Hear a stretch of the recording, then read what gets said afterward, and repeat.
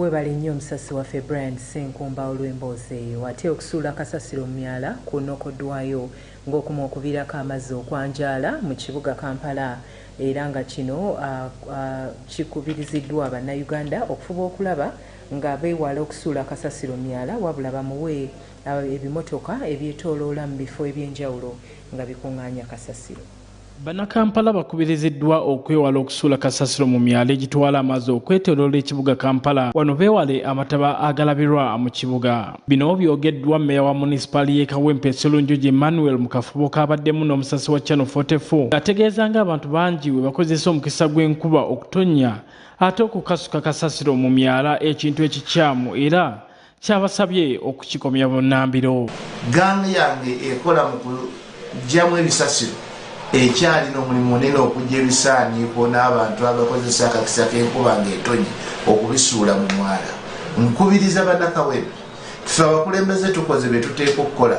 Emyala tugigogodde, abagigogola tubataddewo, emyala tugizimbye tugigaziiza nga bulaba Nakamiro ne Lubijja okulaba nga amazzi gagenda bulungi, ne tuteekawo abantu abagenda okugogola emyala ezo gangu zetuteekawo ezigogola omyala buli kiseera muziraba. Sserunjoji agambye nga wagenda okussa kaweefube mu kukunga abantu obutaddamu kusuula kasasiro mu myala wabula bamukuumira awaka paka ng'akimiddwa ebitongole ebyaweebwa emirimu gino. Ebisaaniiko bingi kaweefube gwe ŋŋendako kati bwakugenda kusomesa abantu kulaba nti ebisaaniiko tebaddamu kubisuula mu mwala, tebabisuula mu kkubo kubanga bw'obisuulamu bijja kuzibikira omwala enkya gw'ogenda ate okubeera mu mujjuzo gw'amazzi nga gakomyewo ne gakola backflow. So nkubiriza Bannakawempe nti nga naffe bwe tukola ejjaffe gye tuteeka okukola ate nammwe mukole ejjammwe, mukuume ebisaaniiko ebyo mubitereke ng'etteeka bwe ligamba mpaka nga tuzze okubibajjako. Abateeka okusasula ng'amakampuni n'ebitongole ebirala basasule. Wabula ku bantu ababeera mu bifo by'enzigotta, KCC yali yasabibwa okuyambako abantu bano okubasombako kasasiro ku bwereere wabula kino ekintu tekikoleddwa era asabye ekitongole ekya KCCA okubayambako okubaggyako kasasiro ono. Twasaba dda gavumenti KCCA eyeeyoola ebisaaniiko mu bifo ebya ghetto oba ebifo eby'abantu abamufuna mpola. Twagisaba dda naye KCCA eyangu okuimplementinga ekigambo ky'okufacilitatinga divisions ebisaaniiko bibe nga bisobola okuyoolebwa mu bwangu obutadda mu kudipendinga ku bano bakososenia ate abatalina na kapasite esobola kusoboza bisaaniiko. Wabula ku nsonga z'okuzza obuyinza ku magombolola, Mmeeya Sserunjoji yennyamidde nnyo olw'abakulembeze abamu ku kitebe kya KCCA abalemedde obuyinza bwabwe newankubadde nga tekibalemesezza kukola mirimu gyabwe. Tetujja kugamba tetujja kukola mirimu mpaka nga devolutional powers zimaze okujja. Nedda tujja kusigala nga bwe tukola, tujja kusigala nga tubabanja, tujja kusigala nga tukaayana okulaba nti tufuna bye tufuna. Mboolyawo bali okuba mu kifuba ne batuwa obuvunaanyizibwa bwaffe naye nga n'ekyokukwata obuvunaanyizibwa bwaffe n'amaanyi gaffe n'emirimu gyaffe gyonna ne bagikwatira ku siteholo kitukoze bubi kubanga olwaleero mmeeya w'e Kawempe yamanye omwalo ogukomyawo amazzi, yamanye ekizibu ekiri naye omuntu ali waggulu eri ku siteholo si kyagunye okumanya bantu b'e Kawempe bwe basuze abo oba abeebwayise.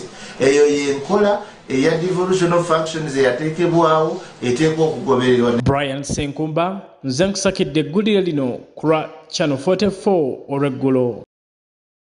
Nsonga nkulu nnyo ddala eyeetaaga okusimbako amannyo buli ali gy'ali afeeyo okulaba ng'abaako kyakola kulaba ng'emyala tegibimba mazzi mu biseera by'enkuba ate nga tweyongeddeyo abakugu mu by'obusuubuzi bawadde abasuubuzi baakuna amagezi okufaayo ennyo okulaba nga bongera okuwandiisa bizinesi zaabwe kuno bwe baba nga bakuzitambuza no ku mutendera ogw'ensi yonna.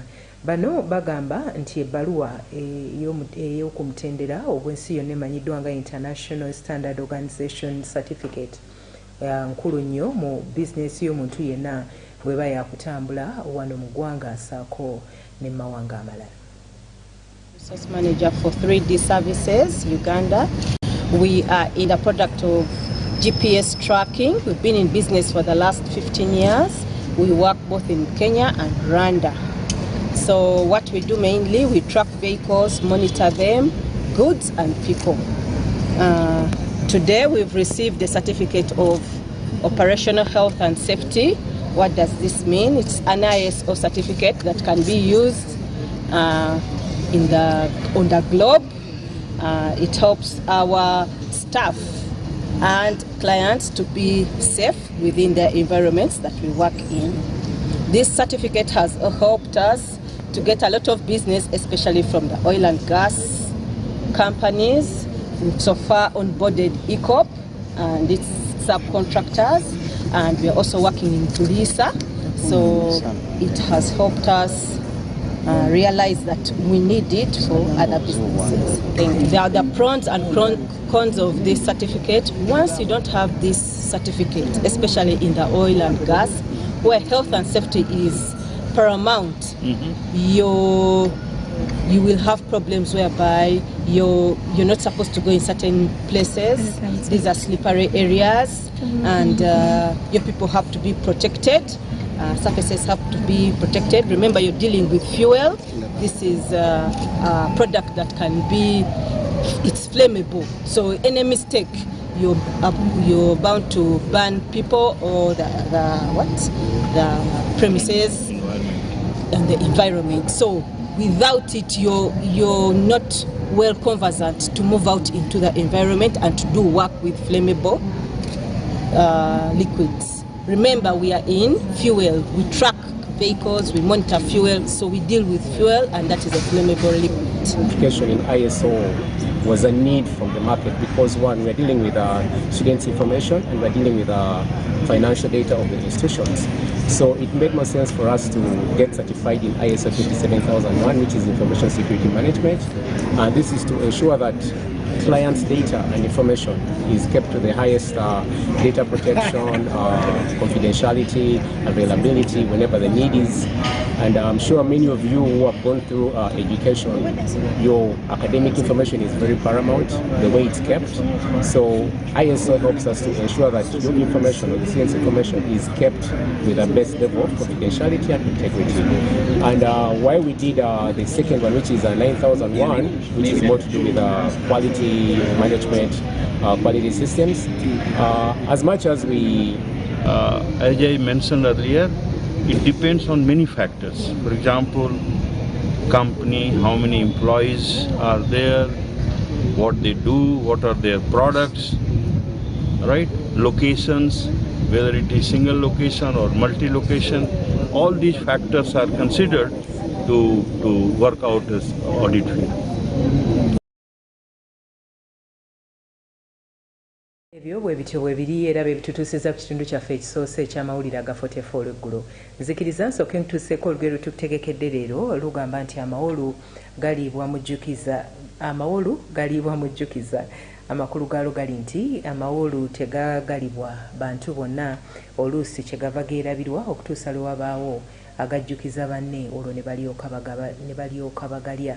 Ne mu bulamu bwaffe obwa bulijjo waliwo ebintu bye tuba tunoonyereza nga twagala kubifuna, naye ng'oba oliawo bye tulina okubijjako bo tebalina nnyo kye babiganyulwamu, ng'abantu abo olina kuba ng'obaliko nnyo oba okubeesibako, okubeetooloolako okukakasa nga kino okifuna. Nga tweyongeddeyo mu kitundu kyaffe ekyokubiri eky'amawulire aga 44 Olweggulo, nga enteekateeka ey'okuleeta ebbago erirwanyisa omukwano ogw'ebikukujju abangi be babadde basinga okumanya ng'ebisiyaga gukyagenda mu maaso.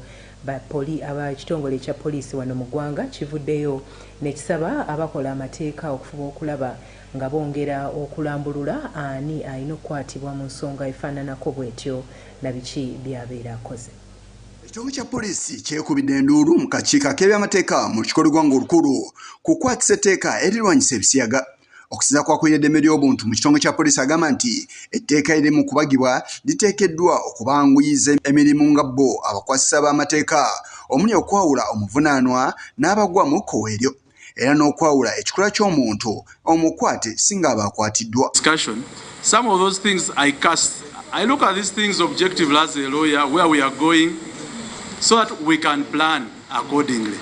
Nobody is trying to shoot down this, but we are contributing so that we plug the holes that may be.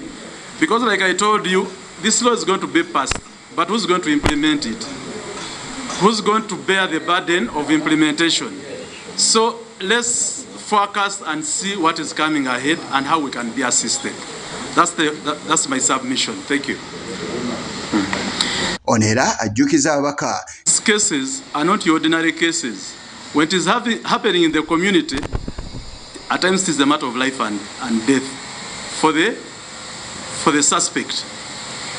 And when it comes to these cases of homosexuality, it is that once you're identified in the community, people don't want you to spend there even one night like this. So some of those arrests are made in good faith. It is not necessarily in bad faith. That's why you need to understand us. That's where we're coming from.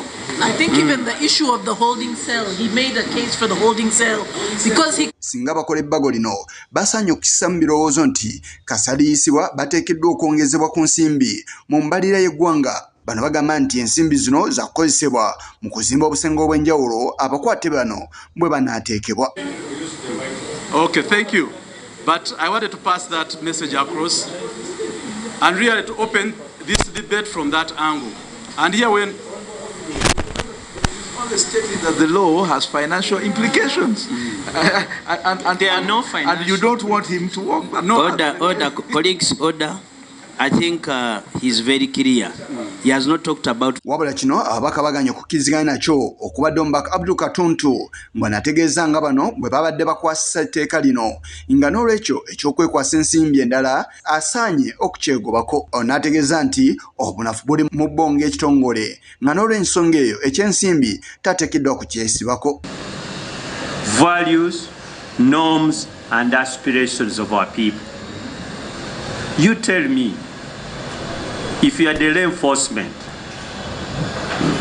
this homosexuality, is it within our values and norms and aspirations of the Ugandan people? Constitution.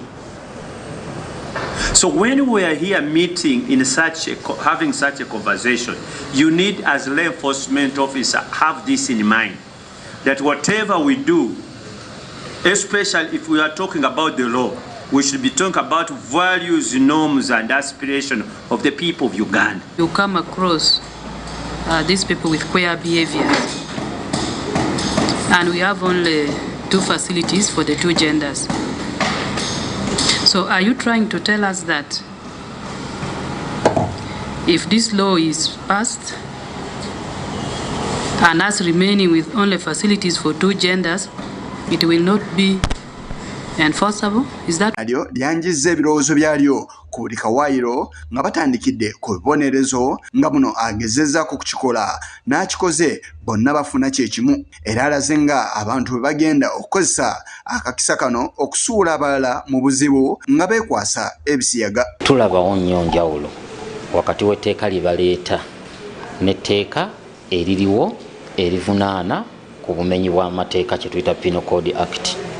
Already omusango guno gwe baleeta omupya ogwa okwedibanga n'omusajja oba omukazi n'omukazi mweguli mu tteeka eryo akawaayo namba 145 kayogera bulungi ku musango ogwo ate ne kawa n'ekibonerezo eky'amaanyi ennyo.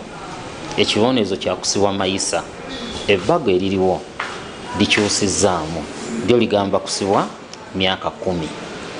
Kitegeeza bw'oba ogamba nti etteeka eribaddewo linafu ate lyoleeta lirina n'ekibonerezo kiwewufu, awo tuba tetutegedde kyekyogoba kubanga eririwo liwo ekibonerezo kinene ate lyoleeta liwo ekibonerezo kitono. Ate ogamba oyagala kulwanyisa bumenyi bw'amateeka oba kuza musango ogwo, ndowooza etteeka omusango obadde gulina kwongerwamu bwongezi ki maanyi. Mu nsisinkano y'emu n'omuwandiisi w'ebitabo omuli ekikwata ku bikolwa eby'ebisiyaga Isaac Christopher Bogo ng'era munnamateeka naye alaze biki ebyanteekeddwa mu tteeka lino omuli okunnyonnyola sex oba ekikola ky'omuntu n'ebintu ebirala.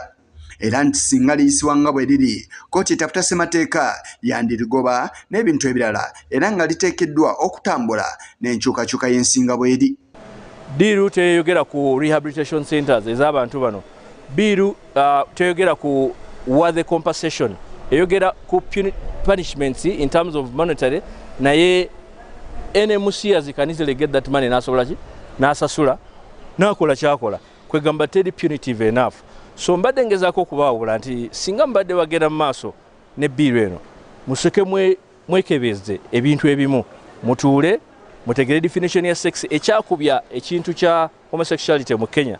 For example, musango gwa Eric Githari versus NGO board yali nsonga ya definition ya word yaki ya sex kubanga bo ba denying kye bayita sex ne bakiyita a gender between a male and a female. Songa ate omulembo oguliko kati gukinyonyola by virtue of cases nga Hadley cases za Hodges ne European conventions nyine. Akakiiko kakwanja alipoota yaako mu kikolebwa ng'olukulu ku Lwokubiri Ssabbiiti ejja era nga kasinkanye n'abantu abalala ombadde bannamateeka b'abasiyazi aba chapter 4 abasawo mu kibiina ekibataba ekya Uganda Medical Association nga bano bategeezezza ng'okunoonyeza kubaliko bwe kulaga nti omuntu tasobola kuzaalibwa nga musiyazi era nti ekikolwa kino tekirina nnono yonna ku buzaale bw'omuntu wabula ebintu ebimwetoolodde bye bimufuula okukola omuzoogo.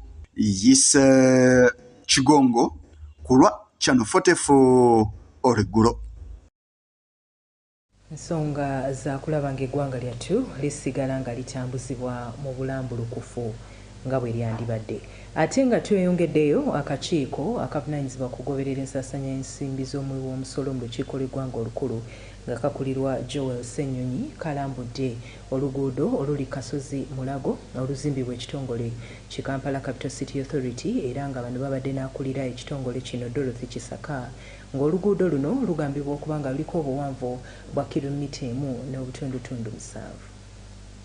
Akakiiko ka Palamenti akakosa olunaku olwaleero kasibye katalaaga ebifo by'e Kampala eby'enjawulo bano nga bagenze mu maaso n'okunoonyereza ku mivuyo egibadde gyetabise mu kakiiko ka Kampala Capital City Authority.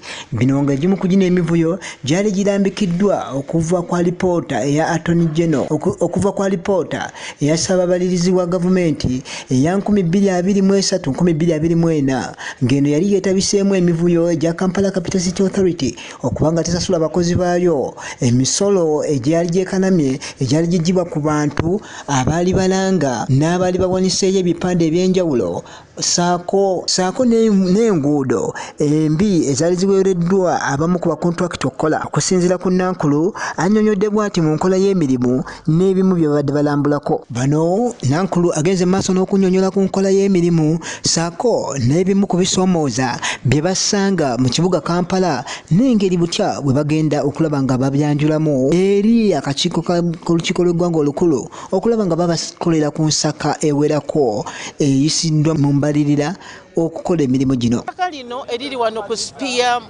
Motors waliwo alabika nga ayagala okuteekawo ebibye ate nga liri mu road reserve. Kati ffe tugenda kwetegereza wamu n'aba Kampala District Land Board tulabe nti ettaka lino lisigala nga road reserve. Ate waliwo n'ekisenyi nga wakulukutirawo amazzi teweetaagisa wano kuzimbibwa. So tugenda kukyetegereza nga tuzeeyo ku office tulabe nti twenforcing okulaba nga road reserve esigala nga road reserve. Ate n'abakozi baffe abagenda okukola ku nguudo ku junctions za Jaika batandise okukola tubalaba wano. So tugenda kulaba nga amaaso gali wano okulaba nti ekikyamu tekikolebwa. Wabula ye ssentebe w'akakiiko kano omwami Honorable Joel Ssenyonyi agenze mu maaso n'okulambika ku bimu byabadde banoonyerezaako okusinza kwa lipoota era n'alaganga bwe bali abeeteefutiifu obutanyigira ku muntu yenna ku liiso wabula okuvaayo ne lipoota ennambulukufu ku nsonga ezikwatagana ne Kampala n'emirimu n'enzirukanya y'emirimu. Enguudo zino ng'oba oli mu kulaba okwaffe nga guli waggulu nga twagala tutegeere lwaki luno oluguudo luno maaso omutono gwe tukoze kilomita 1 ya buwumbi nga 5. Waliwo enguudo endala kati nga kulambira ring road eyo ya buwumbi 9 buli kilomita n'endala osanga buwumbi 10 kilomita buwumbi 11 kilomita 1 nga twagala tutegeere lwaki kiri bwe kiti kubanga twakolamu ka research awo nga tulaba nti enguudo wano ne mu bitundu ebituliraanye regioni ng'osanga oluguudo kilomita 1 ebeera ya buwumbi 3 ekinene ennyo 3 kitundu. So nga twagala tutegeere lwaki emiwendo gino giri wagguluko naye n'okugoberera ensonga endala kuba ebimu of course tusobola biraba nga nkozesa amaaso nga twagala tutegeere procurement bamugoberera bacontractor bano nga babafuna bayita mitendera ki kubanga tulina amateeka. Ono n'ababaka ab'enjawulo bagenze maaso ne babaako bye bateesa ku ebyo ebikolebwa. This was on a road reserve. This is usually the power line, high voltage power line. So we want case here to secure this place such that we don't lose money again. Absolutely. Two, the drainage of this place will be affected. And it should be people who are living here were the ones who will be suffered. They started by dumping slowly water, soil here. This place was not like this. This was a full swamp. But now you can see what it is. So help us secure this place. These things must all come down. Okay. Yeah. This kind of government had even gone to the police to report the UNRWA people who came to disorganize to remove the first fence they had put here. KCC ya compensation kutaka. Ngurusi bagaba itaka nga siri yabwe oba practically nga tebandirigabye. Elivaamu compensation ne fines enene. So tugamba nti one ekifo ki preserving nga butugezaako n'okunoonyereza mu bujjuvu nga kosase. Otherwise kitumazeemu ekitukubye ekikwe okusanga ekifo kiri wansi w'amasannyalaze kiri mu road reserve ate nga kirina enkizo nyingi okuyambako oluguudo ogaziwa. Bwabanga bakigabe ekitegeezo ayagala okwefuula kitwala ate olwawabireko esisi oluvannyuma tudde mu fayini n'okuliwa kyetwagala okwewala n'okunona sente z'omuwi w'omusolo. Ku lwa Channel 44 Olweggulo, nze Nixon Bale wano mu kibuga Kampala. Webale nnyo Nixon Bale olw'emboozi eyo era etutuusizza ku nkomerero y'amawulire ge tusobodde okuŋŋaanyiza olunaku olwaleero. Twongera kwebaza olw'okubanga obadde naffe okuva gye twatandikidde okutuuka wano wenkubidde amawulire gaffe oluku mu mutwe. Nyongera okujjukiza kusaba okw'ennaku 77 kugenda mu maaso wano ku Lubaga Miracle Center Cathedral kubeerawo buli lunaku mu budde obw'Olweggulo. Leero bwe luli Lwakutaano waliwo okusaba okw'okuyita mu kiro jangu obeerewo Mukama omutegeeza ensonga z'omukaabirire ate omunoonye nga bw'akyayinza okulabika naawe tojja kwejjusa. Nzikiriza ate nkutuuseeko nekyawandiikibwa kye tukutegekedde leero kivudde mu Yobu essuula ey'okutaano n'olunyiriri olw'okubiri. Wagamba nti kubanga okweraliikirira kutta omusirusiru n'obujja butaatalina magezi. Ekyawandiikibwa kino kyefumiitirizeeko bw'obadde olina ensonga ze weeraliikirirako ng'olaba tolina bw'ogenda zivuunuka zeetikkule zikwase omwoyo omutukuvu zikwase Yesu yaliwo okutwetikkirako emigugu gyaffe olwo gw'osigaze gwakukkiriza naawe onafuna enjawulo mu bulamu bwo. N'olunaku olw'enkya lwa 6 waliwo okusaba kw'abavubuka wano ku Lubaga Miracle Center Cathedral kukulemberwamu omusumba Robert Kayanja Jr. ssaako n'omusumba Naksa wano ku ssaawa 9 ez'Olweggulo okutuuka 12 ez'Olweggulo. Abavubuka mwenna mwanguweeko mubeere wano temujja kusigala kyekimu. Nze omuzaana wa Kabaka Erios Namugambe nga mbaddewo ne munange Livingstone Kaweesi ku lw'abakozesa obubonero. Weebale kubeera naffe ate tukulindiridde ne mu kusaba.